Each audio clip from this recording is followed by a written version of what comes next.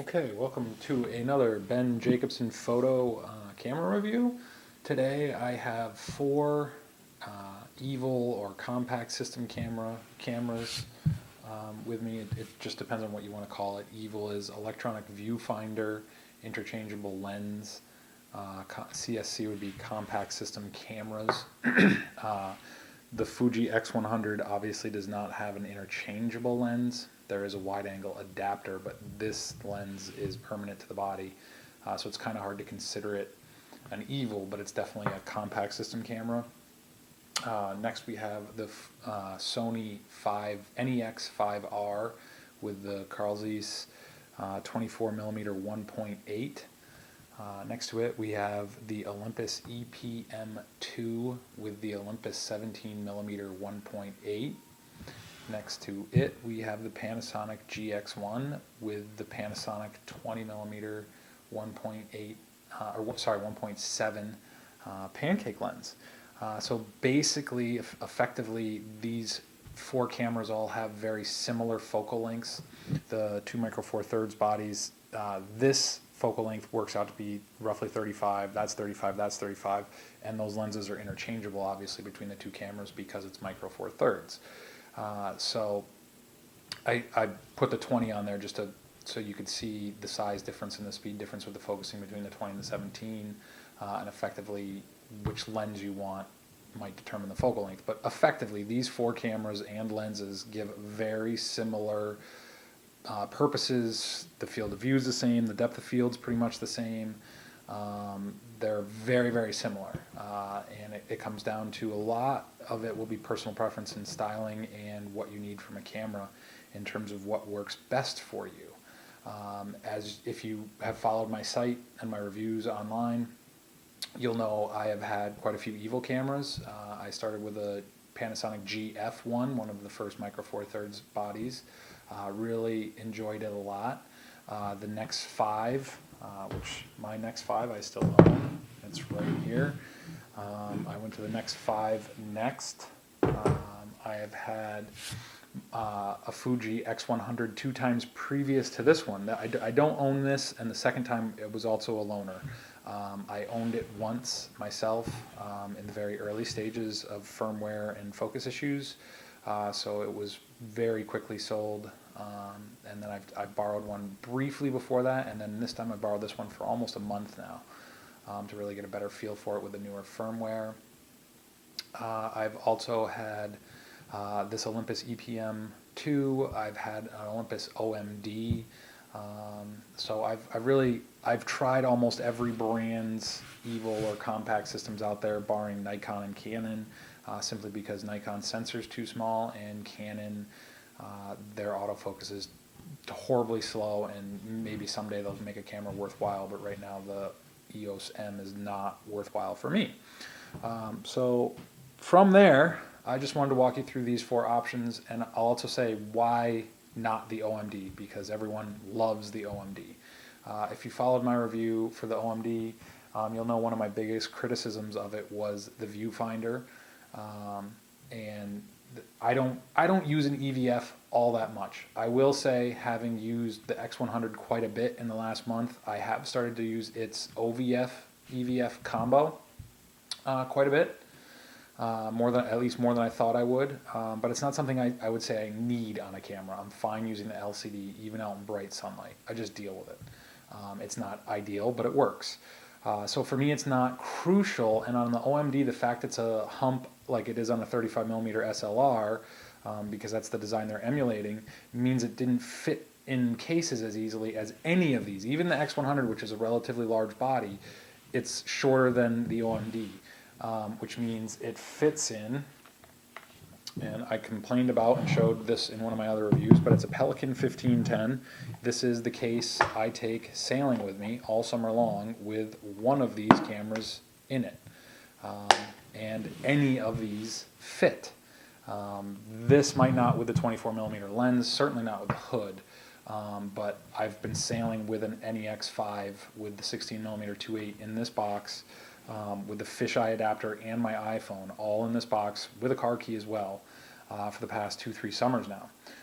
So all cameras I get to shoot in this sense will be put in this box. A lot of you won't care. For a lot of you, it's probably silly that I don't like the OMD simply because of the size, but it's a personal requirement of mine. So from there, I also don't necessarily prefer the SLR look to a camera. I'm much more of a rangefinder type person. Yes, I'm shooting this with a 5D Mark III, which is an SLR, and that's for work purposes, and it's purely function. It's nothing I'd look at and say, wow, it's a nice looking camera. It's just a tool.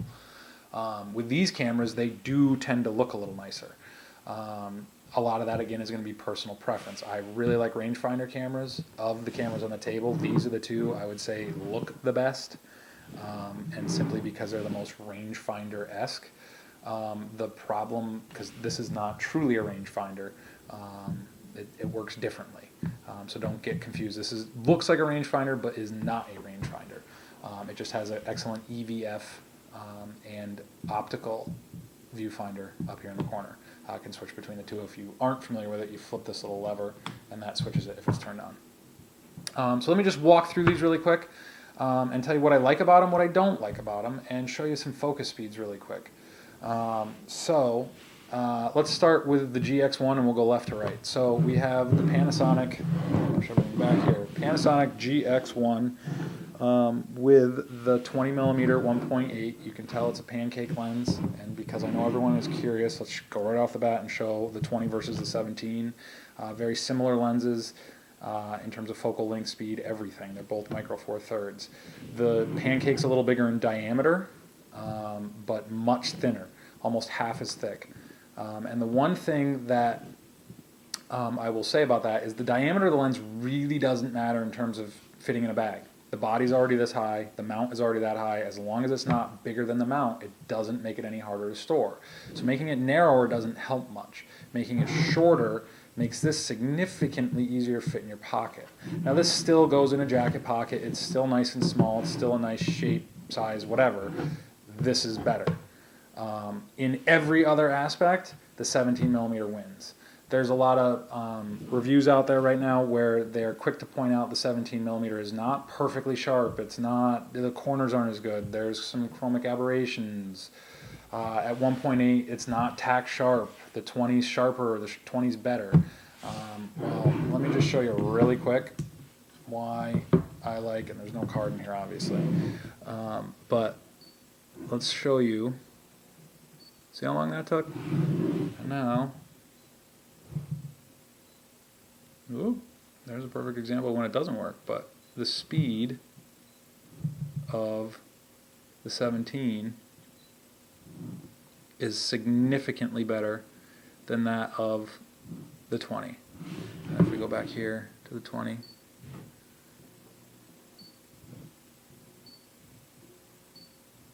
and it's just the motors. This is a much older motor on this lens. This motor's brand new. And I don't mean in terms of age of the lens. If you bought a brand new version of this lens versus a brand new version of that lens, it's the design of the motor. The 20's just slower. 20's not bad if you're not shooting children or anything that moves. The 20's a fantastic little lens.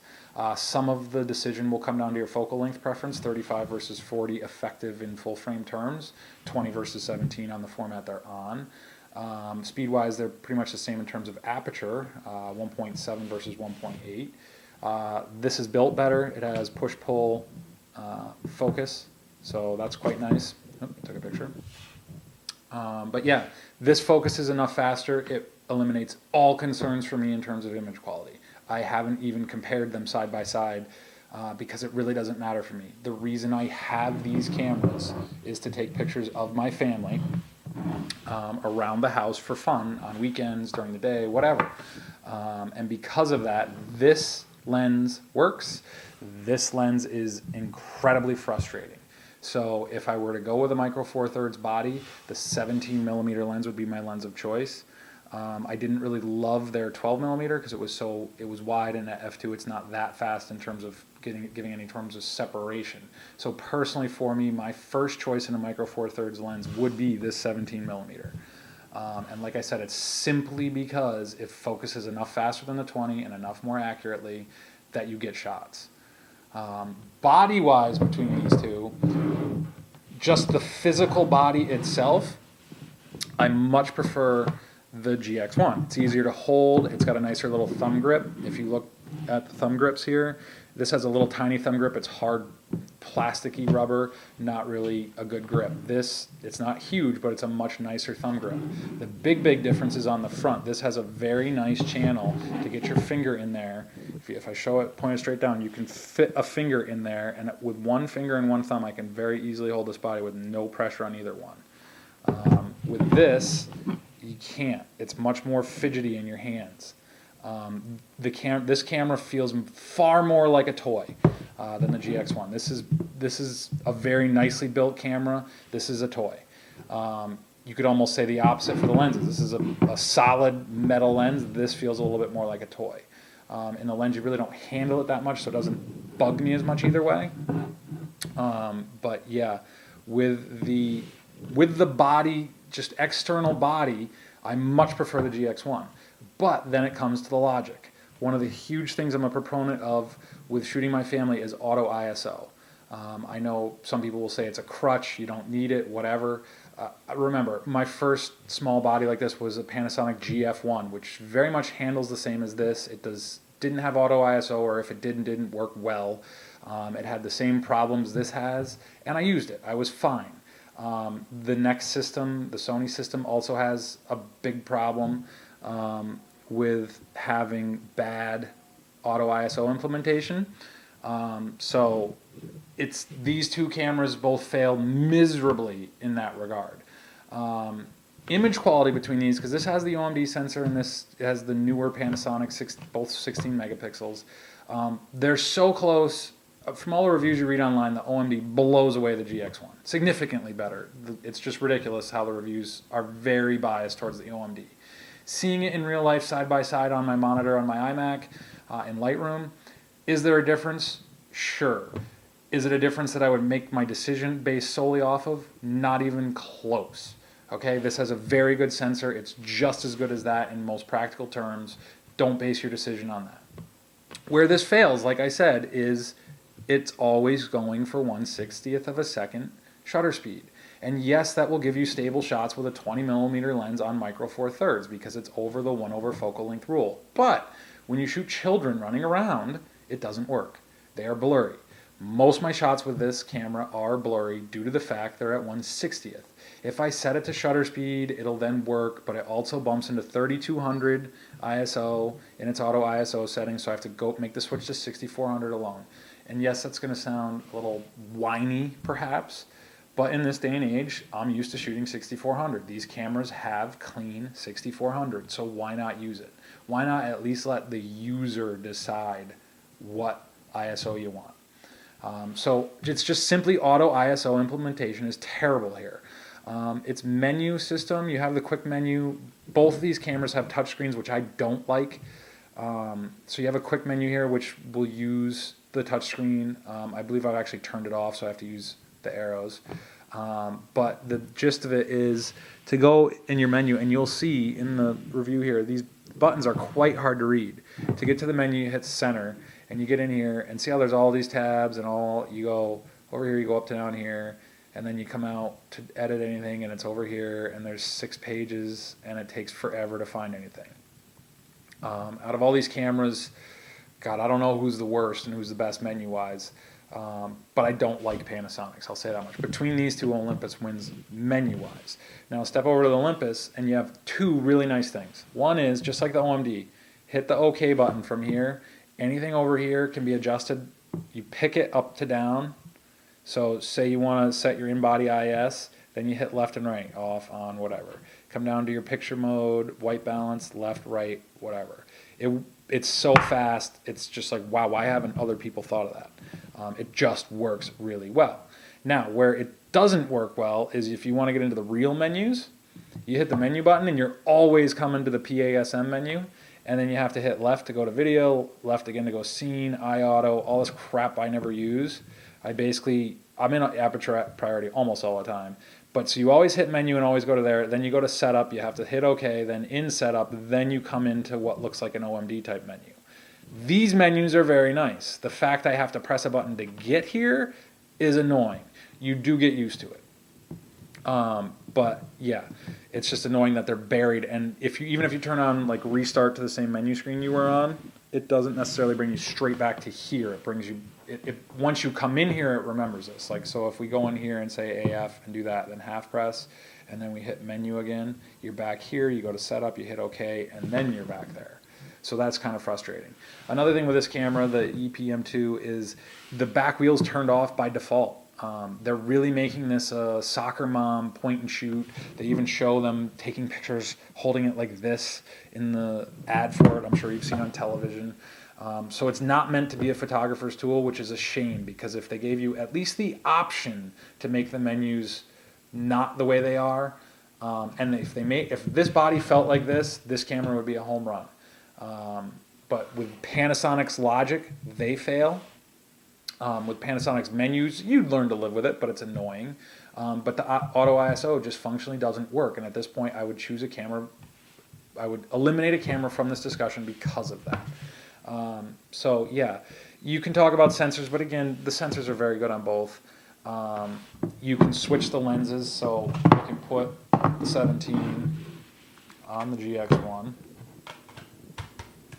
and the 20 on the EPM2, and they both focus fantastically. I would not pick a camera, like I said, I wouldn't pick it because of its sensor, just like this one. It's funny, the EPM does not like that black Sony. Must be the distance of the color, but yeah, the GX1 you can see focuses much easier on the Sony's textured grip. But anyway, I wouldn't pick them based on sensors or image stabilization or anything like that. For me, it's the logic. I really wish I could have this logic in this body and it would be the home run for me. Lens-wise, I would 100% go with the 17 every time just because it focuses faster. So that's the GX1 and the EPM2. Let's keep going because this is going to be in a long video, obviously. So let's switch this off, let's switch that off. Now, Sony. What can I say about the Sony? This is the NEX5r. A friend of mine, Preston Power, loaned this to me. He was nice enough to send me the NEX5r with the Zeiss 24 and a couple other lenses as well, just so I could compare them across the board, because he shoots with these cameras very similarly to how I do, and wanted to see what I have versus what he had, because he's having similar thoughts, wondering if his Nex is the right body, like I was wondering if these were the right body for me. He has the 24 1.8, which conveniently makes all of these have the same focal length effectively. He's got the viewfinder on it. You can lift this up and unscrew it. I will say it is a very nice optical viewfinder. It's a thumb wheel, so let's see here. There we go. And off. Shut that down. So it does make it, it makes it bulky, but not bad, because this body's so small top to bottom. You can see height-wise, you get a step smaller each way. That's very small. So the problem with Sony is their lenses are massive. I've always said that, and let's make it as small as possible by taking off all the extra parts. Here you can see the Sony 24 Zeiss, and I've upgraded the firmware on this. The firmware just came out, so let's see how fast it can focus in a similar setting. And this is good daylight. You can see it's 160, 1.8, and then auto ISO is giving us, what, 100. So it's very bright in here. But this camera does focus quickly. There's no problem with the focus in this camera. Even in dim lights with my kids, this works fine. So this combo would be fine. Any micro four thirds body with this lens would be fine. The 20 not so much. So the Nex has a ton of features. It has Wi-Fi. I've hooked it up to my iPhone. You can simply transfer files back and forth. It does a lot of cool things. This has a touchscreen. All three of these cameras have touchscreens. I haven't turned this off just simply because it's not my camera. But this one, not only does it touch, it tilts. So it'll tilt that far down, and then it'll tilt. This is the cool part. You actually get to see me today. It'll tilt up. There's my 5D, and there I am. So we can half press, and hello, there I You might not be able to see that, but at least I could see myself. But yeah, you can see it's got a cool little flip up 180 LCD that goes all the way up. I'll admit to taking self-portraits of myself. A lot of times I'm out with my kid, skiing, whatever, we're on the chairlift, we're snapping pictures of ourselves. That's pretty cool. It's handy. Tilt screens are nice. I wouldn't buy a body on it simply for a tilt screen, but when they're there, it's very nice to get low angle shots when you're using it like that. It's also very stealth at a party or whatever. Put a longer lens on a camera, flip them out 90 degrees like this. They think you're making setting adjustments when you're actually taking pictures. So I'm a fan of tilt screens, but they're not necessary. But Sony, what it comes down to for me with Sony, one thing is its metering tends to be a little dark. Let me put the 17 back on here. If we put these side by side,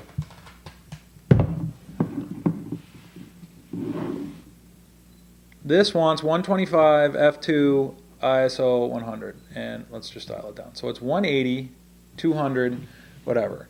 And same scene, this wants 100, 1.8 ISO 100. So they're similar, but it's something about the images that just always feel darker from the NEX. And now let's hit play on both, and play over here. And we'll go info over here so we can line the screens up as similarly as possible. And I mean, I don't know what it is. It just, these feel cooler for sure. Olympus has better colors. But this feels brighter than that all the time. At night, in dark rooms, whatever. It always does. So it's just a comment. Yes, you can correct anything you want in post. With how I use these cameras, again, it's family shooting. I prefer to do as little post as possible. So I'd prefer not to have to fix them. But generally, this has Wi-Fi. This has, I'm not sure if you can process RAWs in here internally. The reason that matters for me is I use iFi cards because this is the only one with its own Wi-Fi.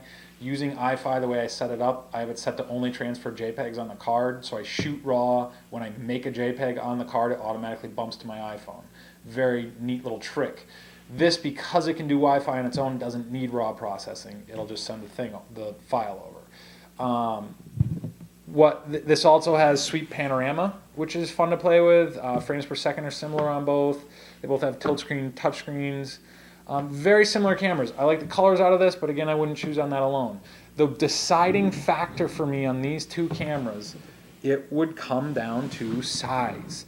Because the bodies are so close in size, the EPM2 is slightly taller, just a little bit taller. But this lens is just too big. It just ruins the experience for me. It's hard to fit in a pocket. It just doesn't really work.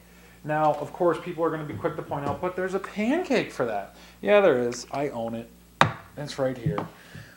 It is very nice and small. It makes for a very nice compact camera. That's why I've kept my NEX5 for so long, is just because of this lens, and I take it sailing. Yeah, that's small, but it's 2.8, so it doesn't work in the house in low light. So, Sony's lens mount is their Achilles heel at this point. Are their lenses good? Yeah, this 24 is fantastic. Their 10 to 18 seems to be amazing. They have great lenses. It's just the size. It just simply comes down to, it feels like you have a bazooka in your pocket versus almost a point and shoot. And that's where Sony's just crippled for me. It does focus very fast. It's great ISO. It's great everything else. But the other thing for me personally is its auto ISO implementation is basically the same as Panasonic's, in that if we cover this up, you'll see that it's at 1/60th of a second when it bumps up. Now, one of the tricks is you would hit mode dial, you would change the shutter, you would change your shutter to, I've got to go up here, it's got a nice dial up here.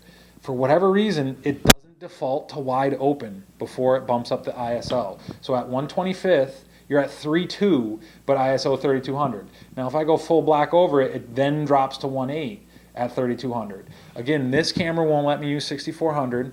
It also doesn't safety shift. Canon and Olympus and Fuji, in this situation, when it gets dark, see how it's blinking 1.8 at me? Instead of blinking 1.8, it would come down on the shutter speed at this point, which is quite handy in terms of getting an exposure that works. If you took that shot, I mean, that was my hand, obviously, but that would be a black frame. This camera and this camera would compensate for that.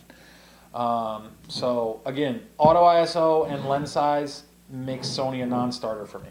I'm very appreciative to Preston for letting me borrow it because it's something I have been looking at, because that lens and the 10-18 in as a pair on that body would be very tempting to me. On paper, does everything I want, but it's just it's not comfortable to hold. It's not comfortable to put in a pocket. It's too big.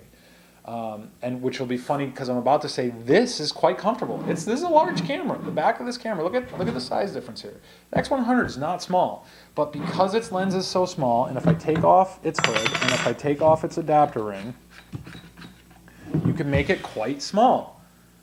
This fits in my pocket better than this fits in my pocket because of the lens. Sony needs to pay attention there. Sure, they have their RX100, that's what, $2,700 version of this. It also fails on auto ISO. So before you could even consider that and even start to complain about its price, its auto ISO is a failure. So that leaves me personally with a decision between these two cameras. Now let me put, I've been using, the trick I've been using on the Fuji is you put, this is one of the knockoff filter ring adapters with a step down ring, or maybe step up, but it's a 49 to 37 ring, which I use instead of a lens cap. And it just makes it so you can't touch the lens. You can put it in your pocket, whatever. I've even been using it with the hood, again, knockoff hood, cheap off Amazon. But I've been using this camera a lot more than I thought I would. Let's get it turned on here. And let's give you another focus comparison here. So we have the chair in the background, and of course, it's not going to want to focus for me because it's a Fuji. And this is the one place this camera is not good, is its focus. And it shouldn't, wow, I'm impressed. Normally, that range is too close. This can't, yeah, see it's failing now. And this is what drives you nuts with the Fuji, is its focus is slow, its focus, there's some tricks to it that you can make it better, but its focus is not fantastic. The reason I'm demoing this right now, it's borrowed from a friend as well, Matt Bailey. The reason I'm even reviewing it right now is because the X100S has been announced, and with its new on-sensor autofocus, it should be amazing. I can't wait to get my hands on one and see. This is significantly better. I've upgraded it to the 1.3 firmware. And as you can see, it's not terrible. It actually works most of the time. The other trick is if you switch to manual and do it, it works even more of the time. And the trick with manual is it doesn't, and see it's failing right there, but now it worked again. There we go. But now it's, there we go. The trick with manual is it eliminates the need to step into macro mode, which is quite cool. Because the macro mode on this lens is about right where I end up taking a lot of pictures of my kids. So if we switch it back to single shot and go macro mode, it'll focus on that camera all day long, but now it'll miss the chair because the chair is too far away. But with macro mode, it nails that. But the problem is that's about how close I'll take pictures of my kids sometimes. So with the new version, they've changed the distance at which you need macro mode. So that'll alleviate that. The things I love about this camera, it's out of the camera image quality is amazing, yes. But what I really like about it, I like the size of it, I like the look of it, I like the feel of it in my hand. Its viewfinder doesn't make it significantly bigger, but it works. The auto ISO is amazing. The exposures out of the camera are amazing. The auto white balance is it's fantastic. The Olympus is pretty much right there with it. Neither one is bad, okay? But both of these cameras beat the other two cameras by a large margin. And as I've said, the auto ISO at this point in my shooting for my family is something I would make a decision based on. So that brings me to these two. Personally, because this is so well built, it's a photographer's tool. It's got a dial here for shutters. It's got your aperture there. You want it in f2, you put it in f2. You want it in program mode, you switch them to both A. You want manual, you just start dialing this to whatever shutter speed you want. It just works. You're never fidgeting with this camera. The only issue I have with this camera is the focus, and primarily with the new tricks that I've learned, one of them is they don't want you to half press and then shoot. They want you to mash the shutter like that. And that does work better. It's disgusting. It drives you nuts coming from a DSLR, but it does work better. The other trick is using the manual focus in this button, which I can show you. So that just locks like that, and then we can take a picture. Sorry about that. That's the limit on a single file on the 5D Mark III. So I was saying, with the processing, with the Olympus or with the Canon, you will see what you're doing as you're processing it. Here, if we turn this on really fast and just snap a shot, and then we want to replay it, and then we just hit OK, and you go raw data entry. Oh no, actually, I take that back. This doesn't show you either. It just doesn't give you any options. The options are as you've set it up in the camera, boom, it's instant. So it's a step better than this, because this I have to pick all the options and can't see them, which is frustrating. So I'm like, I don't know what to pick. And then you'd like to compare and you can't. This, at least, it's just whatever it's set to, bam, it does it. And then this does this weird thing where you get reset, no, whatever. And then, so you just hit menu, go out, and you come back in, and now we have a JPEG version and the full version. So there's two versions. So they both have raw processing. This does not. This sends it straight to your phone without needing it. I would say I like Canon's implementation of raw processing best, but that's not an option. So as long as it has it, I'm happy. These two both offer sweep panorama. Fuji's is significantly better in terms of the results, but significantly harder to use. Our Sony's is easier to use, but worse results. These are the only two with sweep pano. Sony, you'll see very obvious banding. I'll show some samples on the review. But yeah, some very obvious banding in the final results, where the Fuji does an amazing job at blending. This is going to sound disgusting, but the Fuji's almost as good as my iPhone 5. Yes, I just said that. The iPhone, they're pulling it off the video feed. I don't know how they did it. Some of these companies need to pay their developers for that software. But the iPhone Auto Panorama is the best I've used. Fuji's the second best. The frustrating part when you use it is if you go too fast or too slow or have any mistakes, it stops and loses everything you've shot from that series. Whereas Sony will say, whoa, you went too fast. It'll stop, it'll stitch, it'll save part of it. But once you get used to the Fujis, it works quite well. So yeah, it works best that way. Now, in terms of camera choice for me and things that matter, obviously I've said auto, ISO matters, which would rule these two out. One thing I haven't talked about is lens selection. These two win. I would go with this lens as my one and only lens for Micro Four Thirds. Obviously, people have tons of other lenses they love. I love the 7-14 Micro Four Thirds. Would be my second lens for that. But one of the things I like with this in terms of lens selection is there's only one lens and one adapter, so you can't spend a lot of money on lenses. Now, people accessorize their Fuji to ridiculous levels. So you don't completely get away from spending money on the Fuji, but it helps at least. Obviously, there's the XE1 if you want to buy lenses. But yeah, I like the 35mm focal length, so for me, it's kind of nice only having one lens fixed. The size, this is a winner. This is good. You can see this lens is about as long, if not longer, as the Fuji X100 with its hood on. So this lens isn't great, but in terms of size, but it does work very well in terms of focus speed. Now, this camera, I've decided personally not to keep simply because it's so hard to hold. If there were accessories coming for it, I would deal with it. But I've contacted several people that make the current grips for X100s and OMDs and things like that, including the grips I had on my old OMD, both Really Right Stuff and the whatever that other option is. Neither one is making it for this camera. So I'm out of luck there. So for me, when it comes down to it, this has raw processing, this has the best sweep panel, this has auto ISO that works. The only downside to the Fuji X100 is the focus.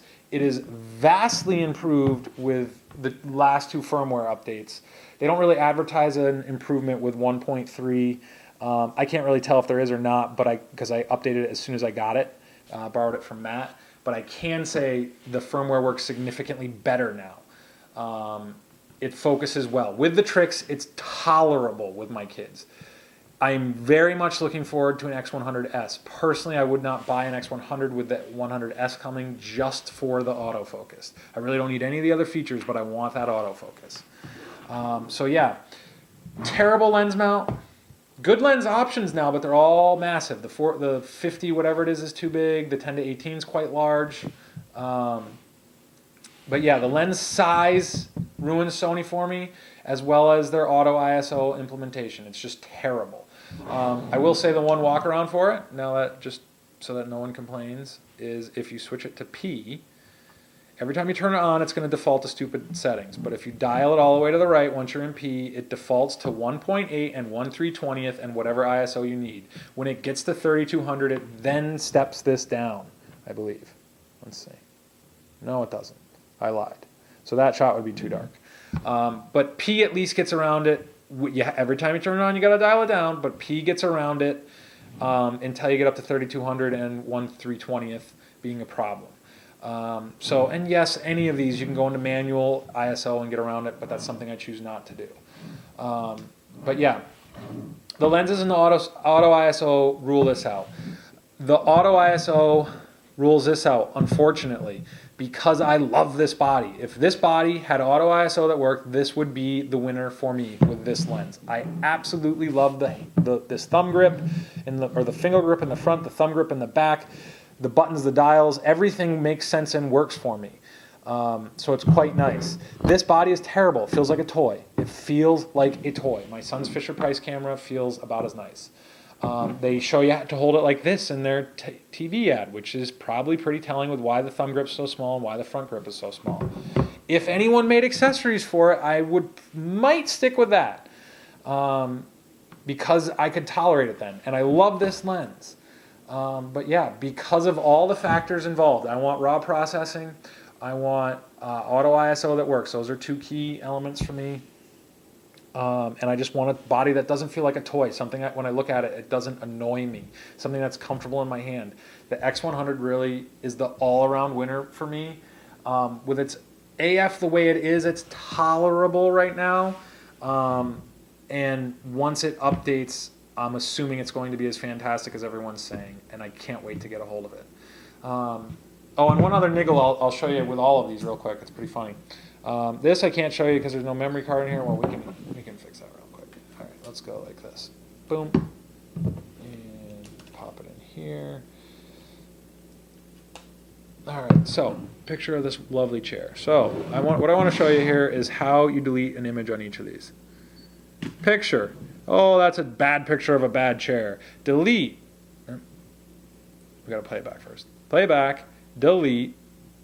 Delete single. Okay, yes. Pain in the ass. 4 presses. Okay, that can't be played because it's from that camera. So now we're going to switch over to here. So major pain in the ass to delete a photo.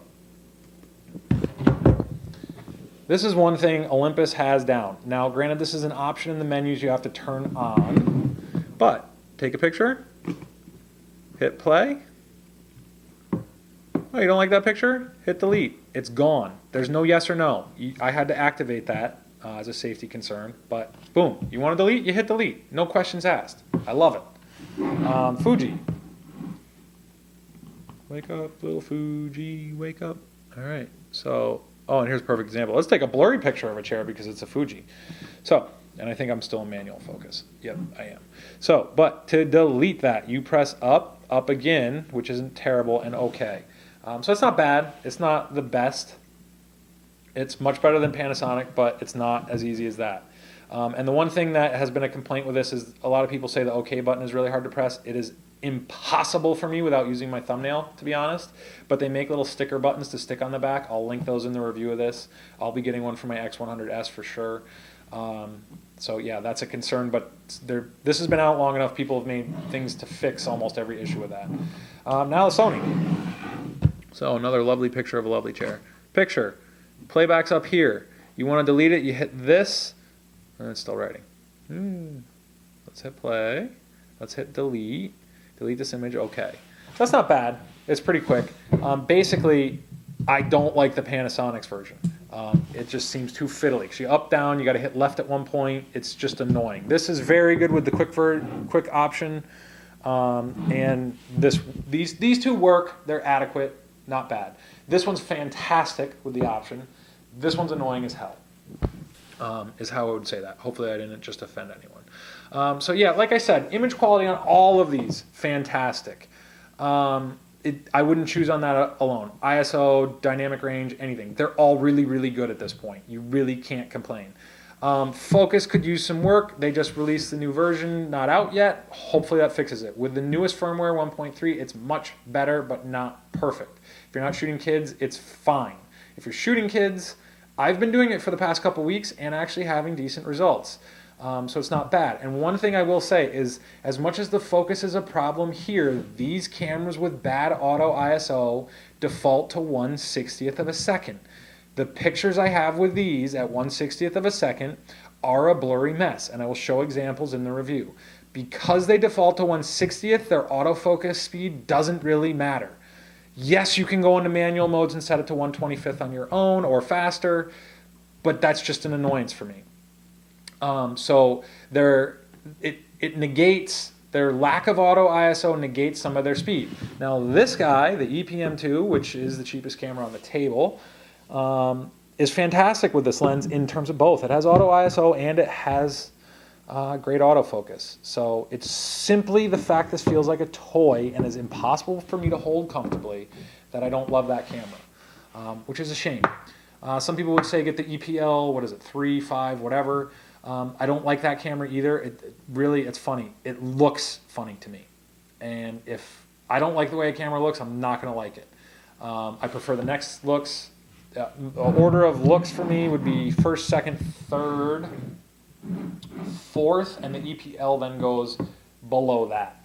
The OMD looked better, but like I said, it doesn't fit for me in the box I want it to fit. So it's just annoying. And the build on this is just terrible. And one last thing to show you, this is kind of funny, but the chargers. So here, let's line them up in front of the cameras. There are 4. I don't have the Fuji charger, so I have a simple Amazon one. This is actually a better charger than the one that comes with it because there's a piece you can lose for the Fuji charger that makes it impossible to use. I believe the Fuji also comes with a power cord, not a swivel out plug. So basically, buy an X100, plan on buying a backup charger for it. Also plan on buying more batteries because it needs it. Sony, best charger on the table. It slides its battery in and out, has a toggle thing on the back. The battery won't fall out, is not, like, there's no question that battery's in there. Works very, very well. Olympus, second worst charger on the table. It's better than the Fuji because there's no parts to lose. The battery just pops in, but they sell it with a power cord, not switch out plug teeth. Obviously that means they can sell you different power cords for different regions so that European guys get European cords and Americans get 110 cords, and oh boy, we're all happy they get to sell less parts. But to me that's, pardon the French, bullshit, because it gives me a terrible, terrible charger because I don't want the cable. The solution you'll see is, this is an Apple part. It's actually a knockoff Apple part that goes on, I believe, their wall chargers for their laptops. But with this, you plug this in there, and it now sits on the wall, kind of, but because they're not flush, it's not perfect. It will charge, but it's not perfect. It's the best solution for Olympus. So I'll stick that there. The Luminix charger's adequate. Not quite as nice as the Sony, but better than those two. So it works. Good enough. So that's that. So yeah, Micro Four Thirds. Love the body, hate the logic. Love the lens, hate the body, love the logic. This would be my second choice for the camera on the table, though, in terms of the keeper for me. I'm personally picking the Fuji X100S and using an X100 until my S arrives. It is on pre-order. The NEX is a no-go on the lens size alone. Sorry, Sony, but that's too big. You have decent lenses now with the 50, the 35, the 24, the 16 has been updated to a 20, I believe, the 10 to 18, all fantastic. If I were replacing a DSLR, that wouldn't bother me quite so much. Auto ISO is always going to be a problem. But yeah, it's just too big. It's not a pocket camera. This is, I don't know what it is. I just really like the Fuji. I like the look of it, the retro rangefinder look. I love the logic of it. I love the image quality out of it. I like everything about it except the autofocus, which I've fixed hopefully by ordering an X100S, the firmware updates make it work. So that is in not short, not brief, but in the time it has taken for this review, I'm not even sure. But those are my thoughts on, to me, the 4 best evil / compact system camera options available. I don't have a Samsung. I don't care to. Its lenses aren't any smaller than Sony's. The OMD is a fantastic camera. If you don't mind the viewfinder and you can afford it, get one. That with this lens, fantastic. So yeah, that is one option that is not on this table for me because of its size, but is definitely a great option. And like I said, all of these are great cameras. If you don't need auto ISO and you don't need some of the functions I'm complaining about, and viewfinders are or aren't an issue because you can add a viewfinder here, you can add them here as well, or you can get the NEX6 with the viewfinder in the back here. They're all adequate. Don't take me not picking one of these cameras if it's yours as saying it's a terrible camera. None of them are terrible. It's just how I shoot, what I shoot, how I want to shoot, what I shoot. I want auto ISO. I want it to fit in my pocket. This is a backup secondary camera to my 5D Mark III that I shoot my professional work on. So my needs are probably different than yours. But yeah, the X100S is the winner for me. So I'd like to thank Preston Power for loaning me his Sony kit. He also sent the Rokinon fisheye specifically because I have the Sony 16 fisheye. This is wider, but this works significantly better with the Sony camera because it autofocuses and the metering just works better, which I was a little surprised at. I kind of thought the metering would be the same, but it's not. This is manual aperture, manual focus, and I believe if you have the 16, this is cheaper. If you don't have the 16, I think the Rokinon's cheaper. So that might play into it. They're obviously the same size when they're together, but the nice thing here is if you want to go out with a tiny camera, there's your 24 millimeter effective 16 millimeter lens, and you just snap that on there, it becomes a fisheye. Really cool accessory. This accessory is why I have not sold my NEX5, because that lives on my 5 all the time in the summer. Actually, all the time year round. It's not worth selling because this fisheye adapter is so good. But yeah, he sent me that with his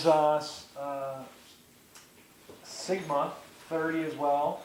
Which is a fun little lens, but again, not small, none of these are tiny. So that's, Sony just loses on the lens mount alone. I like Micro Four Thirds a lot. I wish this lens was a little smaller, but I would live with it. And like I said, I wish the logic here was better, because this body with that lens is my dream Micro Four Thirds setup in terms of holding it. I wish Olympus had built it inside a body that looked like this, really, because I do prefer everything Olympus in terms of the body, just not the physicality of it. But the logic, the colors, the IS, everything is better with the Olympus for me except the build. This lens knocks the socks off that and everything but size. Like I said, image quality isn't worth comparing. And the X100, again, I've said it, I'll say it again, it's the winner for me. It's just the best all-around simple camera. I'm not tempted to buy other lenses. I don't want to buy a wide angle for it to maybe replace my DSLR on hikes or something. It's just a great pocket camera that does what I need it to do. So for me, winner, winner, chicken dinner, X100S. Can't wait till it comes. And like I said, thank Preston for loaning me the Sony system. Thank you to Matt Bailey for loaning me his X100 for this review. And like I said, they're all great cameras. Don't take me not picking one as it being a bad camera. It's just not the camera for me. So this is Ben Jacobsen with another long-winded review. I apologize for it. Hopefully I covered the bases you wanted covered. And hopefully this review has helped you. If you have any questions, post them either on YouTube or on the blog, and I will answer them as quickly as I can, usually within a day or two. And I can help you figure out settings, whatever, for any of these options if you want help. So I appreciate the views and the comments everyone leaves. So thank you very much. And again, hopefully this is helpful to you. Ben Jacobsen for Ben Jacobsen Photo.